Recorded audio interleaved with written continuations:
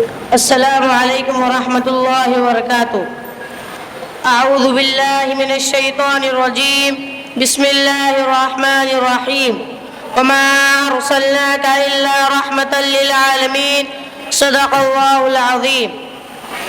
ಮಾನ್ಯ ಅಧ್ಯಕ್ಷರೇ, ಈ ಕಾರ್ಯಕ್ರಮಕ್ಕೆ ಆಗಮಿಸಿರುವ ಮುಖ್ಯ ಅತಿಥಿಗಳೇ ಹಾಗೂ ನನ್ನ ಎಲ್ಲ ಗುರುಗಳೇ ಮತ್ತು ಸೇರಿರುವ ಎಲ್ಲ ಹಿರಿಯರೇ, ಅಕ್ರಮಗಳ ಆಗರವಾಗಿದ್ದ ಮಕ್ಕನಗರದಲ್ಲಿ ಮಾನವ ಕುಲದ ವಿಮೋಚನೆಗಾಗಿ ಜನಿಸಿ ಬಂದ ಪ್ರವಾದಿ ಮೊಹಮ್ಮದ್ ಸಲ್ಲಲ್ಲಾಹು ಅಲೈಹಿ ವಸಲ್ಲಂ ಅವರ ಜೀವನ ಕುರಿತು ನಾನು ಕೆಲವು ಮಾತನಾಡುತ್ತೇನೆ.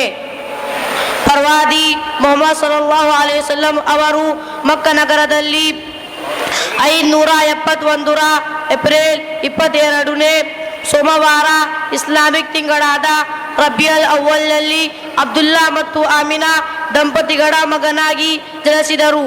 ಪ್ರವಾದಿ ಮೊಹಮ್ಮದ್ ಸಲ್ಲಲ್ಲಾಹು ಅಲೈಹಿ ವಸಲ್ಲಂ ಅವರು ಬಾಲ್ಯದಲ್ಲಿಯೇ ಅನೇಕ ಕಷ್ಟಗಳನ್ನು ಉಂಡವರು.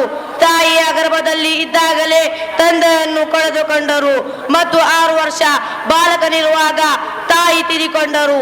ಇವರ ತಾತ ಅಬ್ದುಲ್ ಮುತ್ತಲಿಬ್ ಅವರ ಪ್ರೀತಿಯ ಮೊಮ್ಮಗನಾಗಿದ್ದರು. ಅಂತಿಮ ಪ್ರವಾದಿಯಾದ ಮೊಹಮ್ಮದ್ ಸಲ್ಲಲ್ಲಾಹು ಅಲೈಹಿ ವಸಲ್ಲಂ ಅವರು ತಮ್ಮ ಜೀವನದಲ್ಲಿ ಎಂದು ಸುಳ್ಳು ಹೇಳಲಿಲ್ಲ. ಇವರು 25ನೇ ವಯಸ್ಸಿನಲ್ಲಿ 40ನೇ ವಯಸ್ಸಿನಲ್ಲಿ ಹೀರಾ ಎಂಬ ಸ್ಥಳದಲ್ಲಿ ಪ್ರಾರ್ಥನೆ ಮತ್ತು ಧ್ಯಾನದಲ್ಲಿ ಮಗನಾಗಿರುತ್ತಿದ್ದರು. ಇವರು 25ನೇ ವಯಸ್ಸಿನಲ್ಲಿ 40 ವಯಸ್ಸಿನ ಖದೀಜಾ ಎಂಬ ವಿಧವೆ ಜೊತೆ ವಿವಾಹವಾಗುತ್ತಾರೆ. ಇವರಿಗೆ 4 ಜನ ಹೆಣ್ಣು ಮಕ್ಕಳು ಮತ್ತು 3 ಗಂಡು ಮಕ್ಕಳಿದ್ದರು. ಗಂಡು ಮಕ್ಕಳು ಚಿಕ್ಕ ವಯಸ್ಸಿನಲ್ಲಿ ತೀರಿಕೊಂಡರು. ಅವರು ಕುಳಿತು ಧ್ಯಾನ ಮಾಡುವಾಗ ಜಿಬ್ರಾಯಿಲ್ ಎಂಬ ಅಲ್ಲಾಹನ ದೂತ ಬಂದು ಅಲ್ಲಾಹನ ಕರೆಸಿದ ಕೊನೆಯ ಸಂದೇಶವಾದ ಕುರಾನ್ ಅಂಶಗಳು ಹೇಳಿದರು ಮತ್ತು ಜನರಿಗೆ ತಿಳಿಸುವಂತೆ ಹೇಳಿದರು.